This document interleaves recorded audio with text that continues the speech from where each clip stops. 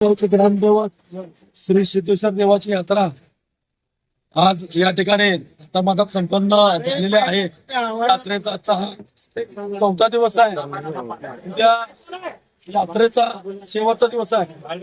यात्रेचं मुख्य आकर्षण पालखी भेट सोहळा।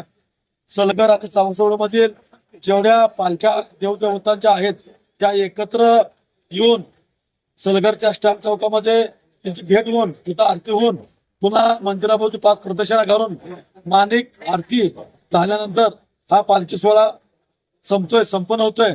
आणि हा सोहळा खरोखरच मोठ्या थाटामाटामध्ये आणि भक्तिमय वातावरणात संपन्न झालेला आहे।